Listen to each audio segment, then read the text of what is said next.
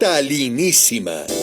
Los asuntos de la vida cotidiana tratados con la experiencia encantadora de la dama del buen decir. Talina Fernández en Talinísima.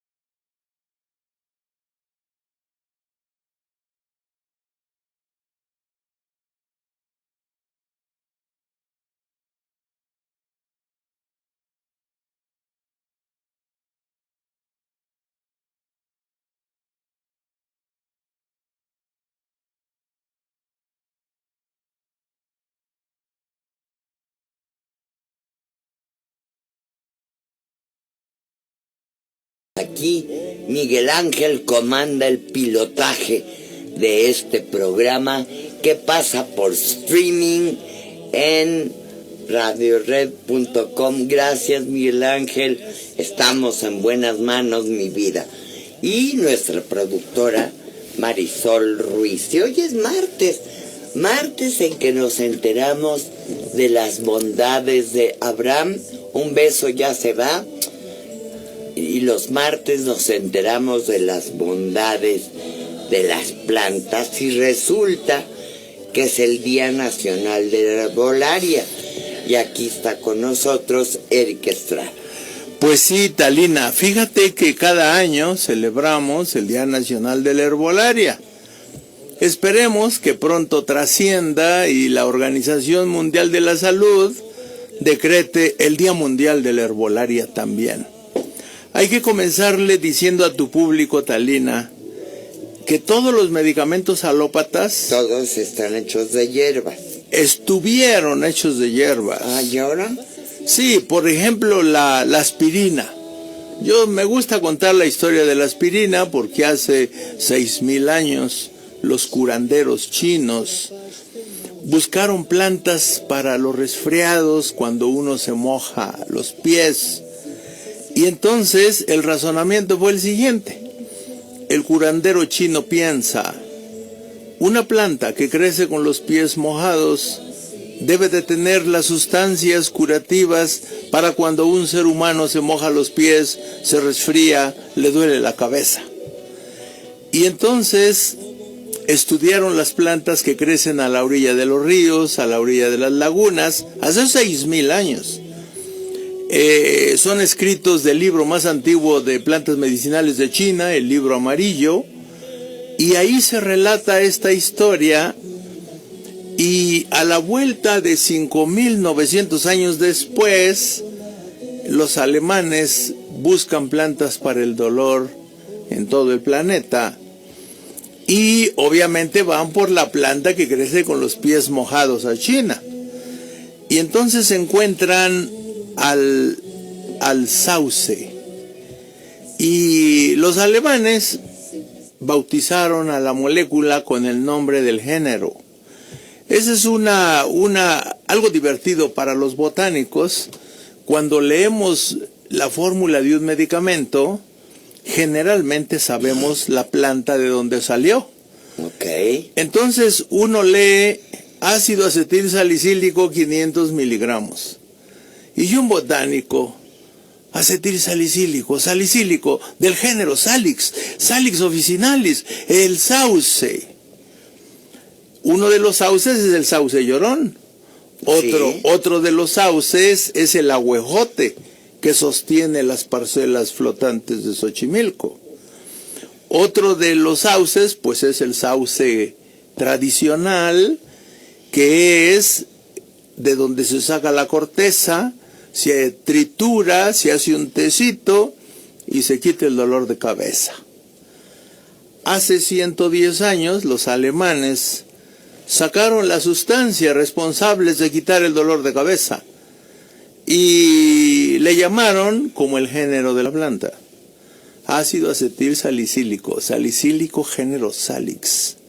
Salix officinalis, del libro amarillo, 6,000 años.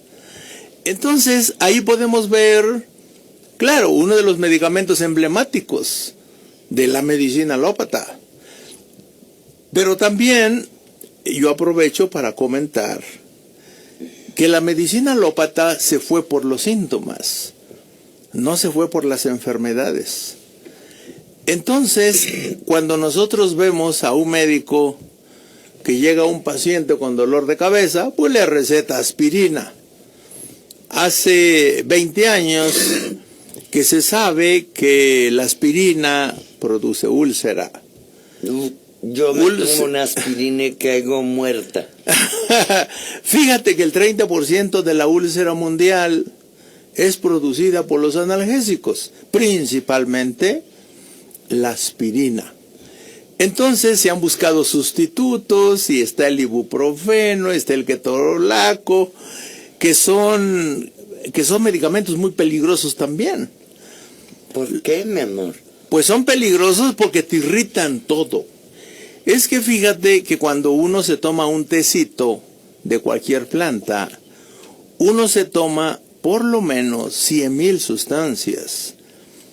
Cuando te tomas una tableta de aspirina o de cualquier otro medicamento, solo te tomas una molécula. Hace 8 días que me torcí una rodilla, me recetaron ketorolaco. Otra molécula mucho más agresiva que la aspirina, mucho más fuerte, me quitó el dolor, pero si la hubiera tomado más de una semana me agujera el estómago. Esa es la gran desventaja de los medicamentos alópatas. Todos son riesgosos, todos. No existe un medicamento que no sea riesgoso. Y entonces en todas las farmacias hay un vademecum, que le llaman tumbaburros. Son 2 tomos gruesos de más de 1000 páginas, donde vienen todos los medicamentos que están en la farmacia, para que el público que quiera saber, pide esos libros, están por ley en todas las farmacias del país, y buscan el medicamento, y ahí vienen los efectos secundarios. Todos. Pero nadie lee los efectos secundarios. Pues ¿quién lo va a leer? Pues nadie. Entonces, nadie lee, por ejemplo, de los refrescos light que dice, contiene fenilalanina. Nadie lee ese letrero. Que le hace, esa cosa que hace. Le hace mucho daño a los riñones. Mucho. Y un diabético le puede provocar insuficiencia renal. Y resulta que los diabéticos toman refrescos light para que no les suba el azúcar. Y resulta que todos los sustitutos de azúcar que se usan, el acesulfame y el Nutrasuit y todas esas cosas, resulta que afectan mucho los riñones y pueden provocar insuficiencia renal. O sea... El ibuprofeno también. También, sí, todos. Yo soy la reina del ibuprofeno. Ah, bueno, digamos es menos agresivo, pero también. Ahora, la razón de la agresividad de todos los medicamentos alópatas se da porque se usan moléculas químicamente puras. Y en la naturaleza no existe la pureza química. Si tú vas a un manantial a tomar agua, estás tomando agua más un montón de minerales, un montón de sales, y eso es lo normal en la naturaleza. Cuando tú te comes un plato de sopa de verduras, te comes 4 millones de moléculas. ¿Y a quién le hace daño un plato de sopa de verduras? Pues a nadie. Una ensalada, 3 millones por lo menos de moléculas diferentes. O sea, nuestro cuerpo está adaptado para recibir millones de sustancias cada día. Así es la naturaleza. De repente la tecnología química, de una planta que en promedio tiene 2 millones de moléculas, o sea, cualquier planta que tú agarres en el planeta Tierra, en promedio tiene 2 millones de moléculas. Una es el medicamento. La industria, para hacerla... aislado, ¿sí? La molécula que sí sirve, ¿sí? A esos... y desecha las otras. Sí, sí. El otro 1.099.999 quedan fuera. Nomás se queda una. Ok. Eso es muy agresivo para el cuerpo humano. Una molécula es muy agresiva. Claro, por ejemplo, en los antibióticos, nosotros usamos el chaparro amargo como antibiótico, más de 100,000 moléculas. Pero todos los medicamentos alópatas están hechos a base de una molécula.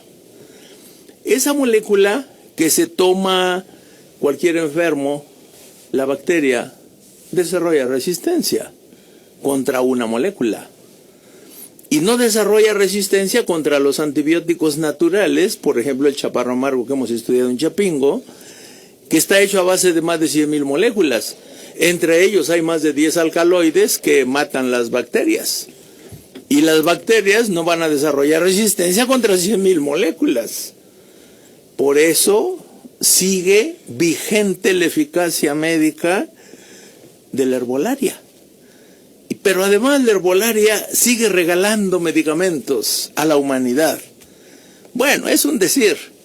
En realidad la sabiduría de los curanderos, en México tenemos más de 15,000 curanderos. Esos curanderos son herederos de una tradición de miles de años y se han encargado de la salud de los pueblos. Desde que llegaron por el estrecho de Bering hace 28,000 años a territorio nacional, hasta el día de hoy, se encargan de resolver los problemas de salud con la herbolaria. Después llegamos los científicos. A ver, para las infecciones estudiamos más de 100 plantas, llegamos al chaparro amargo. Para el colesterol estudié 156 plantas y llegamos a la hierba del sapo que disuelve las placas de grasa.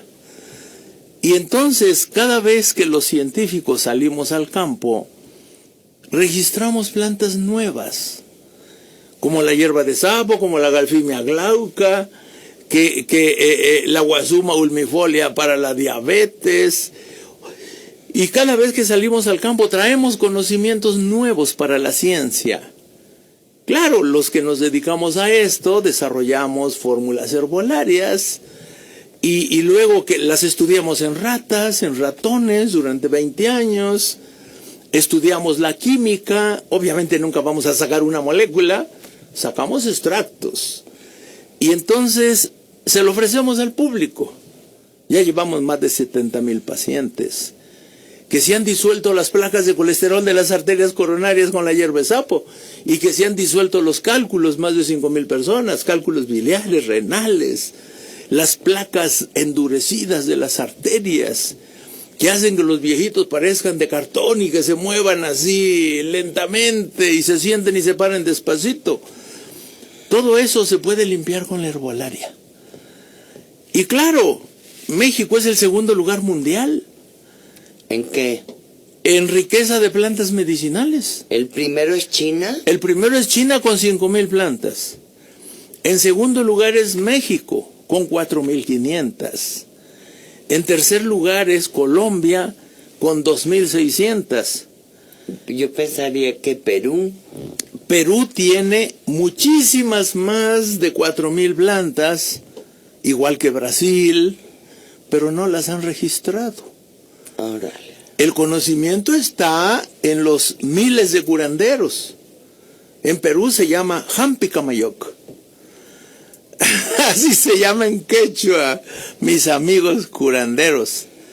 Aquí en México, pues es el tepatiani, el men, el tlapatía, el badí. Los huicholes es el maracame cantador. Y así en cada grupo cultural hay un sabio de la medicina, heredero de miles de años de sabiduría. ¿Y quién es quien más te ha impresionado? A mí, María Sabina. María Sabina, volábamos a otras galaxias con los hongos sagrados. Claro. Esas son experiencias espectaculares. Claro, María Sabina usaba los hongos para curar. Se lo daba a los enfermos y ella los comía. Y entonces el enfermo y María Sabina salían del cuerpo físico, se metían en espíritu al cuerpo enfermo a buscar la enfermedad y a buscar la solución. Y yo me metí varias veces con María Sabina al cuerpo de los enfermos, a viajar por el torrente circulatorio, a meterse al hígado, al corazón. O sea, son experiencias alucinantes. Y uno dudaría de si será cierto o no esas alucinaciones. Pero regresando del viaje, sabía de que estaba enfermo, le recetaba plantas y se curaban. ¡Qué maravilla! Entonces, uno puede dudar. Claro, la herbolaria mexicana dio origen a los sistemas nacionales de vacunación. Es interesante que el público sepa que las primeras vacunas del planeta las usaron los huicholes, el maracame cantador, y que cuando llegaron los españoles a América, ahorita hay mucha discusión y mucho revuelo de quién conquistó a quién, si fueron los tlaxcaltecas con Totonaco los que conquistaron a los mexicanos, o si fueron los españoles que eran bien poquitos. Yo digo que la conquista la hicieron los microbios. Acabaron con el 80% de los aztecas. Ahorita me cuentas porque nos trajeron la viruela. Sí. Vamos a unos mensajes comerciales y nos cuentas de las vacunas.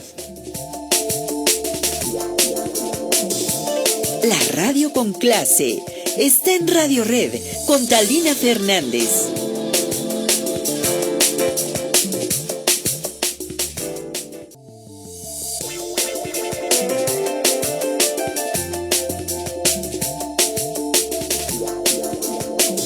Ya estamos de regreso en Talinísima. Nuestro número telefónico es 5095-1110 y Eric Estrada nos estaba contando que los huicholes fueron los primeros en hacer una vacuna. Así es. Fíjate, cuando llegaron los españoles, pues trajeron todas las epidemias. Ellos ya eran resistentes, eran transmisores, por ejemplo, de la bacteria de la viruela. Y resulta que el maracame cantador, el curandero huichol, ya sabía vacunar a sus paisanos. Y cuando se enteró el maracame que había llegado una nueva enfermedad que sacaba puntos de pus en toda la piel de todo el cuerpo, mandó traer un muerto con esa enfermedad. Y fue una señora embarazada lo que le llevaron. Él mandó hacer una escultura como de 40 centímetros con todas las señales de la enfermedad. Esa escultura está en el Museo Regional de Tepic, en Nayarit. Y así se registró la viruela, por el maracame cantador.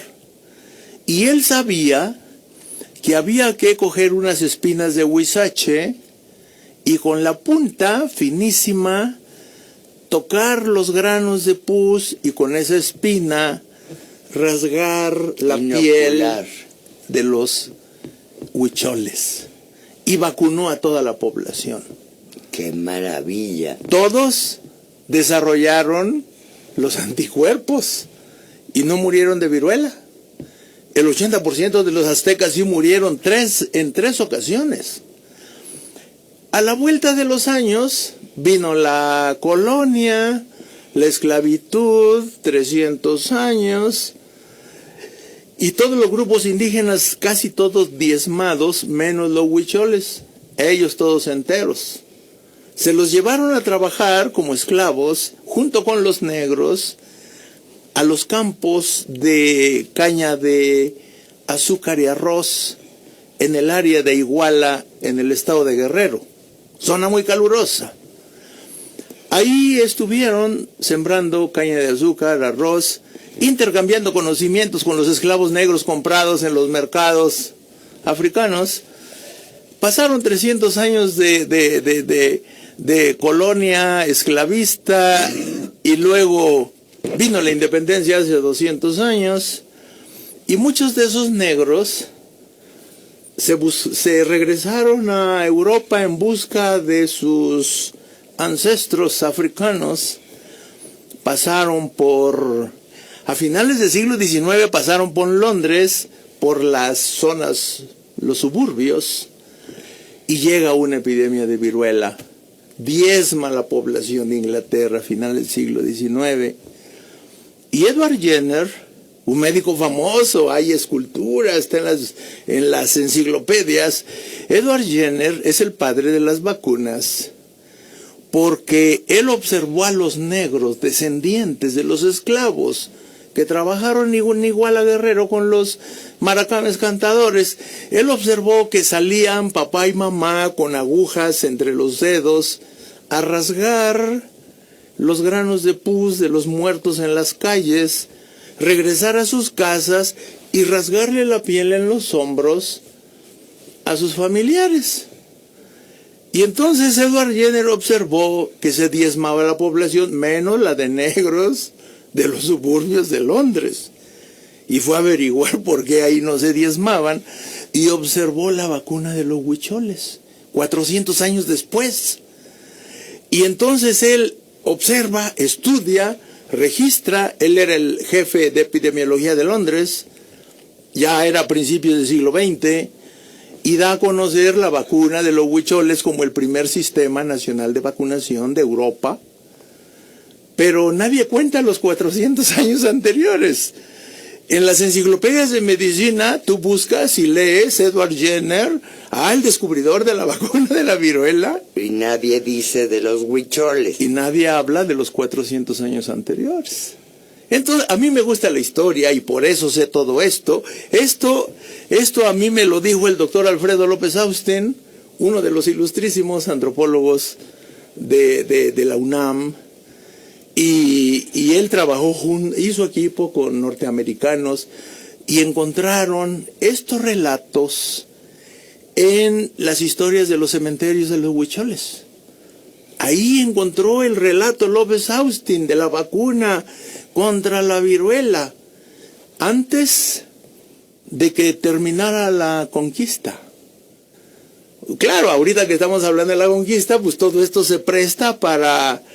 Yo digo, para revalorar la sabiduría de nuestros pueblos y reconocer, por ejemplo, que dieron origen al primer sistema nacional de vacunación del planeta y que 400 años después lo echa a andar Edward Jenner en Inglaterra. Y ahora, pues es uno de los pilares de la medicina alópata, los sistemas nacionales de vacunación. Y a los médicos de las escuelas de medicina no les enseñan estas bellas historias de la medicina. Y claro, ahorita lo más extraordinario de la historia moderna de la medicina es saber que las enfermedades sí se curan, como la diabetes, como el cáncer, como la artritis, como el lupus, o sea, psoriasis, se curan cuando uno hace dieta vegetariana cruda y da uno chance al organismo de fabricar órganos nuevos, y que en el caso de las glándulas, páncreas, en el caso del hígado, suprarrenales, tiroides, riñones, estrenamos nuevos cada año. Y que si un diabético hace la dieta vegetariana cruda, nada cocinado, nada de origen animal, vive tranquilo, contento, a partir del primer mes hay un pedacito de páncreas nuevo produciendo insulina.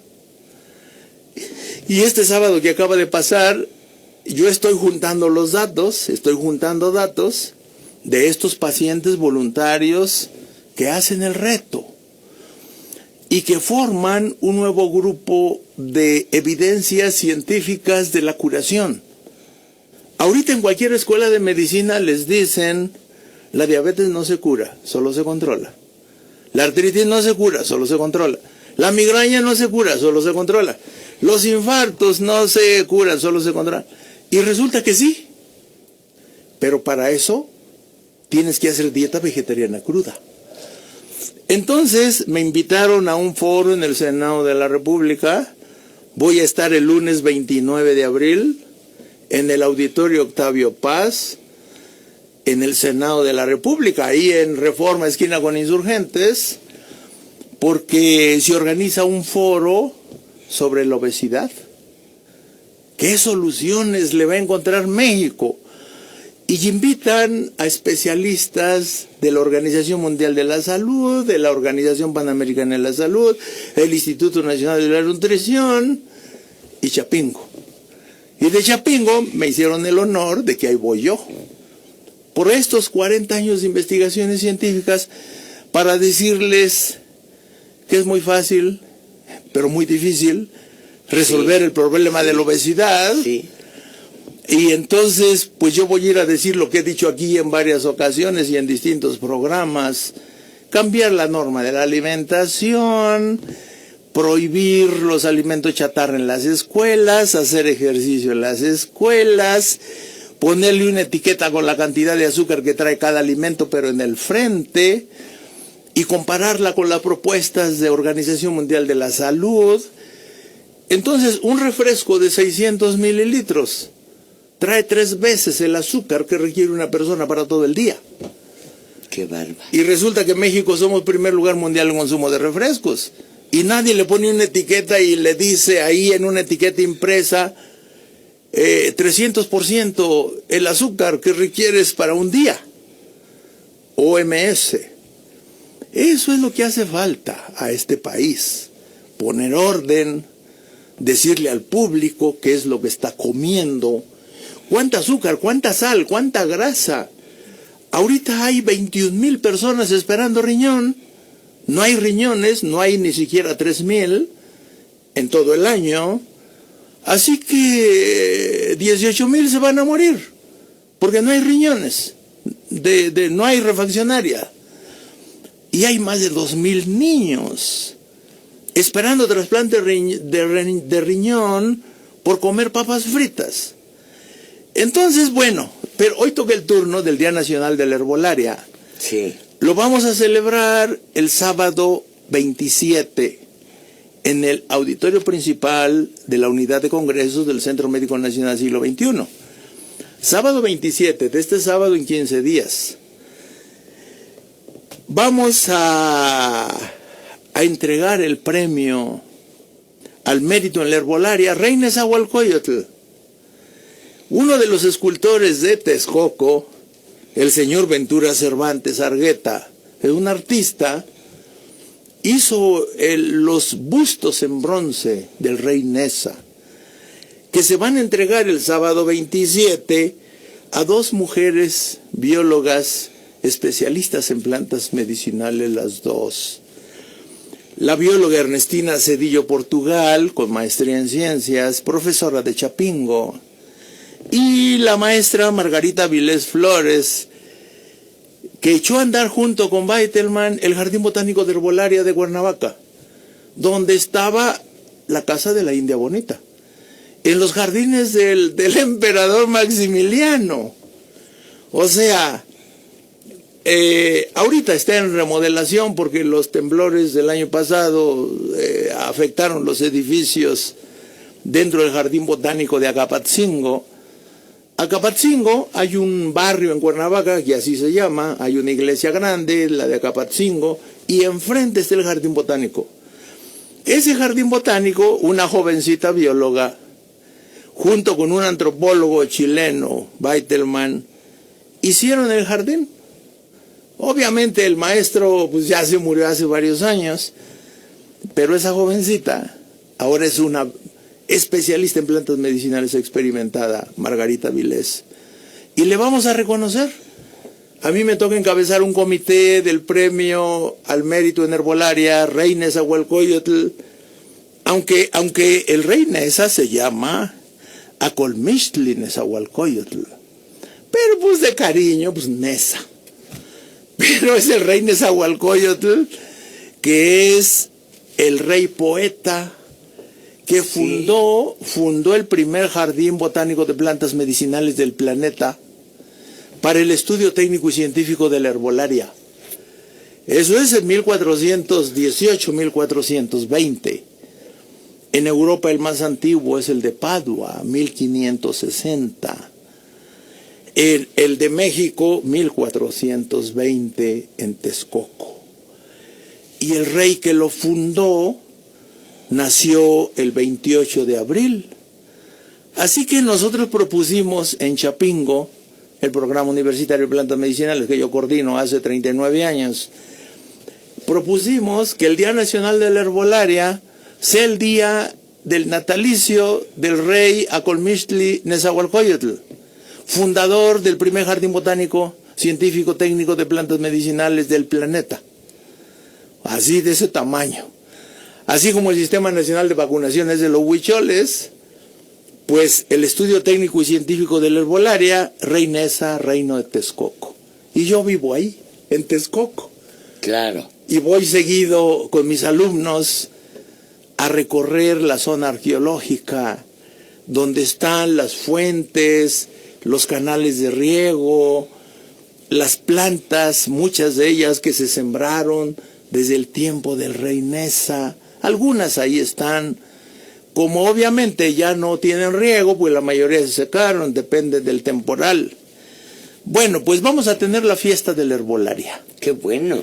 Sábado 27 de abril, para entregar el premio a ilustres especialistas en plantas medicinales, a la maestra en ciencias Ernestina Cedillo Portugal, a la maestra Margarita Viles Flores, y claro, yo invité al escultor, al señor Ventura Cervantes Argueta, para que pues, le quiero entregar un reconocimiento, porque cuando se entregan premios, bueno, y el que los hizo... ¿Y a ti por qué no te lo entregan?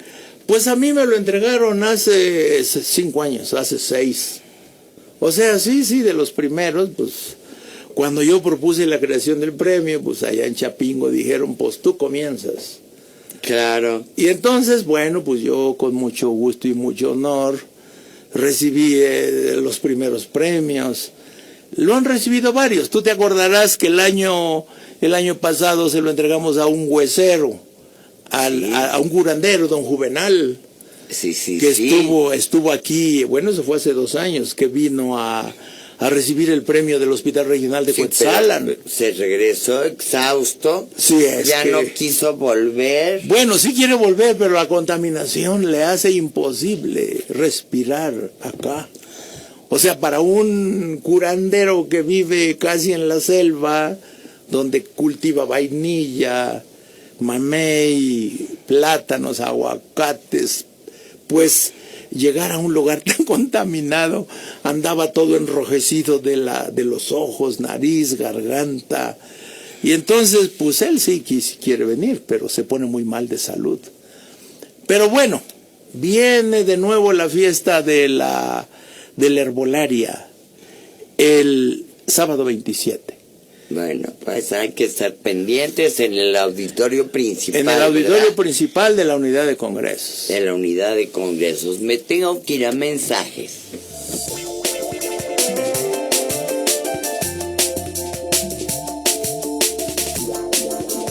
Platica con nosotros en Facebook, Talinísima Radio Red.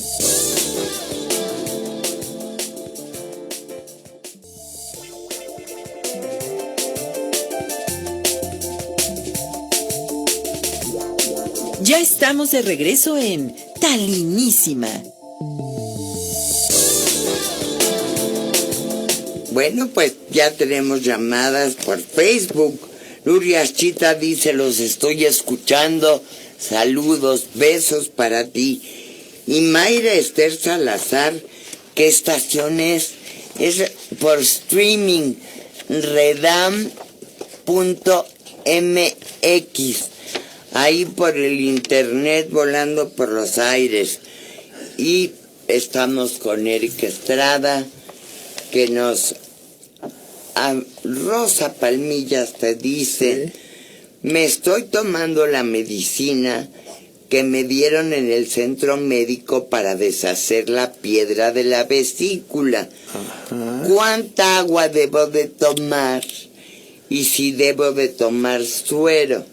Pues mire, doña Rosa, lo importante es el número de cucharadas de los tés.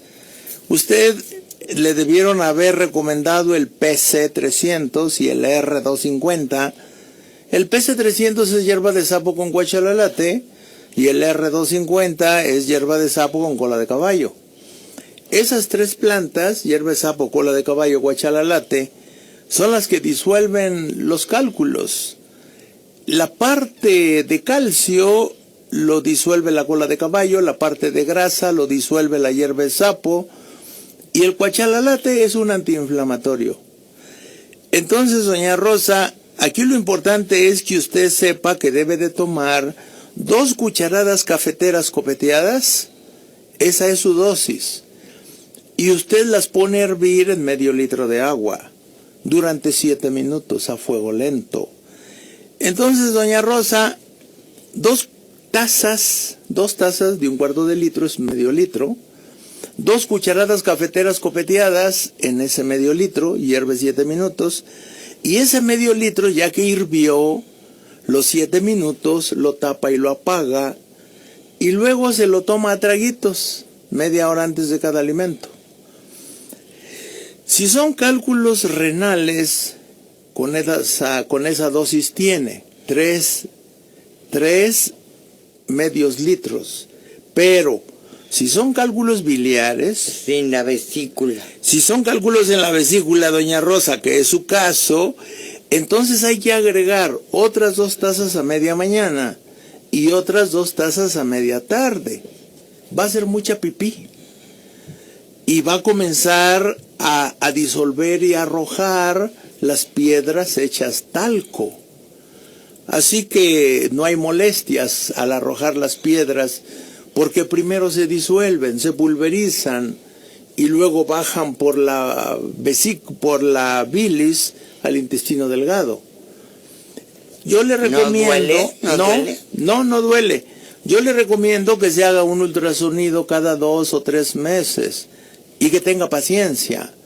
Esas piedras se formaron a lo largo de varios años y para disolverse se van a llevar algunos meses, quizás 6. Yo le recomendaría un control de ultrasonido cada 2 o 3 meses para ver cómo va la disolución de las piedras. Y te preguntas si debe de tomar suero o cuánta agua debe tomar. Bueno, imagínate, le estoy mandando 2 tazas media hora antes de cada alimento, van 6 tazas. Más 2 tazas a media mañana van 8. Más 2 tazas a media tarde van 10. No va a poder salir del baño. O sea, le estoy mandando 10 tazas, 2 litros y medio. Esa es la cantidad de agua que debe de tomar en forma de té. Y va a estar disolviendo esas piedras constantemente. Ok. Jazmín Parra te dice, me estoy inyectando doloneurobión y no se me absorbe fácilmente. Tengo una bola en el glúteo donde me aplicaron la inyección. ¿Qué puedo hacer? Híjole, es que todas las inyecciones tienen Aceite. Esa tiene aceite. Sí. Y todas las ampolletas a base de aceite se deben de entibiar primero. Y ya tibia, ya sea que se ponga a remojar en agua tibiecita o calientita, o que se guarde con las manos calientitas un rato, hasta que esté tibia, y luego se aplica. Si no se tiene esa precaución, puede pasar lo que le pasó a doña Yasmín. Pero no pasa nada con la bola, se va a reabsorber. Sí. En un tiempo. Que se dé masajito con una bolsa de agua caliente. Eso es lo que recetaría para doña Yasmín. Y tiene precauciones para las siguientes. Adriana Blanco dice, el naxopreno sódico yo lo tomo frecuentemente para el dolor de garganta y para alguna inflamación. ¿Qué tan malo puede ser? Es malísimo, doña Adriana. Aquí yo recuerdo, hace 2 o 3 años, dimos la noticia de que no se debe de tomar más de 3 semanas. Y ella, según lo que nos dice, lleva meses tomándolo. Sí. Y la mayoría de los pacientes, como sienten mejoría, pues lo siguen tomando, Claro. siguen. Y el medicamento trae unos letrerotes que dice, no se consuma por más de 3 semanas, es peligroso. Y nadie lee los letreros. Y el médico, yo me imagino que a veces se le olvidará decirle al paciente O sea, todos los medicamentos alópatas son de uso muy delicado y solo se pueden consumir bajo vigilancia médica, bajo receta médica. Porque 30 a 40% de las enfermedades son provocadas por los medicamentos, por no hacerle caso al doctor o por no leer los letreros. Doña Adriana debe de regresar al médico y decirle, oiga, llevo tantos meses tomando el naproxeno y me dicen que no más de 3 semanas. O creo que no más de 2, ya ni recuerdo cuando leímos aquí la noticia de las precauciones que hay que tener. Bueno, Elizabeth Ramírez, ¿el té de muicle sirve para la anemia? Sí, doña Elizabeth. Aquí hay una historia muy interesante, Talina. En la antigüedad, muchos de los atributos médicos de las plantas son atribuidos a Dios. Dios da señales a las plantas para que los humanos se den cuenta para qué sirve. Así que cuando hervimos una planta y pinta el agua de color amarillo, sirve para la ictericia, una enfermedad del hígado. Cuando se hierve una planta y pinta el agua de color rojo, sirve para la sangre, para purificar la sangre. Si al hervir la planta y uno probarla sabe muy amargo, sabe a bilis. Así que sirve para estimular la producción de bilis en el hígado, que es el caso del boldo, por ejemplo. Doña Elizabeth, usted está haciendo uso mágico del muicle, pero resulta que sí es cierto. Cuando estudiamos el muicle, que pinta el agua de color rojo, lo han estudiado. Yo recuerdo que lo estudió la UNAM, lo estudiamos nosotros, y encontramos en las biometrías hemáticas que aumenta los conteos de glóbulos rojos el muicle. O sea, que esa tradición médica, en el Valle de México, millones de personas se toman un tecito de muicle para acompañar los alimentos, para que no les falte sangre, sobre todo las mujeres que tienen menstruaciones abundantes, deben de tomar su tecito de muicle, y resulta que sí aumenta la biometría hemática. O sea, sí aumentan los glóbulos rojos que se pueden medir en una biometría hemática. Fantástico. De Facebook nos llega de Roadrunners una pregunta. ¿Cómo afecta para un diabético el consumo de alcohol, aunque sea ocasional? Afecta muchísimo. Afecta muchísimo porque el alcohol inmediatamente se transforma en azúcar. Así es. En glucosa, en segundos. O sea, pero además hay un agravante. Primero, todo lo que se tome de alcohol, el día que se lo tome, no importa cuál o cada cuándo, se va a transformar en glucosa, primero. Segundo, el alcohol interrumpe el proceso enzimático para desalojar el ácido úrico. Así que el ácido úrico se queda dentro, en el torrente sanguíneo. Por eso los alcohólicos desarrollan artritis gotosa. La artritis gotosa es la acumulación de cristales de ácido úrico en los pies, comenzando en el dedo gordo. Y los dolores son muy intensos porque los cristales de ácido úrico parecen espinas y se meten entre cada articulación de los dedos. Obviamente molesta muchísimo y llega un momento en que el paciente prefiere no moverse para no sentir dolor. Eso es artritis gotosa provocada por el ácido úrico que impide la salida, el alcohol. Por eso es que las instituciones de salud dicen para un hombre máximo un caballito tequilero, para una mujer la mitad de un caballito tequilero, máximo por día. Si es vino tinto o si es tequila, la mujer medio caballito tequilero, el hombre un caballito tequilero. Aguantamos más los hombres. Pero a nadie se le recomienda que lo haga, porque se va a transformar en glucosa y porque impide la salida de ácido úrico. La señora que te preguntó del muicle te pregunta que si la vitamina C afecta el riñón. Sí. La vitamina C afecta el riñón cuando viene de la farmacia. Lo que pasa es que la vitamina C está en las frutas y en las verduras. Todo el mundo habla de las naranjas como fuente de vitamina C. Pero la vitamina C que se vende en las farmacias, a menos que sea de GNC, que es de origen natural, todas las vitaminas C que compramos es sintética. Eso quiere decir que es química. Eso quiere decir que no salió de ninguna fruta ni de ninguna verdura. Y yo siempre pongo el ejemplo diciendo que si usted ve una hoja cualquiera, esa sería la forma de la vitamina C natural, pero el laboratorio vende vitamina C con otra forma en el espacio y el organismo no la reconoce. Entonces no sirve. Así como entra, así sale. Ok, Laura Sotomayor quiere saber cómo escucharnos. En la página de Radio Red busca el podcast de Talinísima y ahí encuentras el programa. Tenemos un minuto para contestar esto. Mati Ramírez, dentro de los productos herbolarios, ¿qué producto puedo tomar para divertículos? Es una mezcla de 2 tés, el R250, hierba de sapo, cola de caballo para disolver el contenido de los divertículos, y el U300 es cancerina cuachalalate para regenerar el tejido dañado por el divertículo.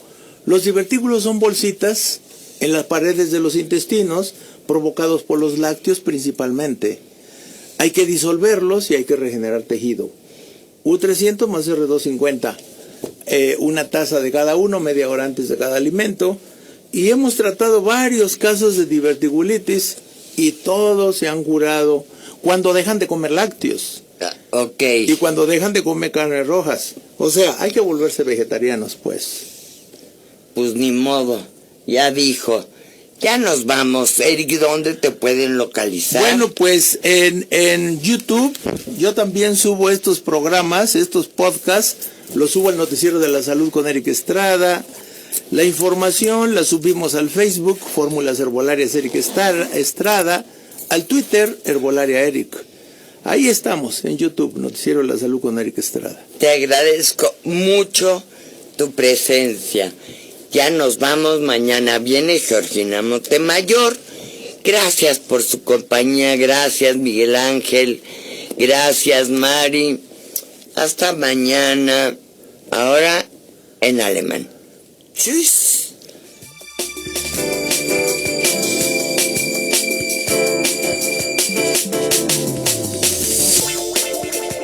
Talina Fernández es Talinísima. Radio Red 1110 AM.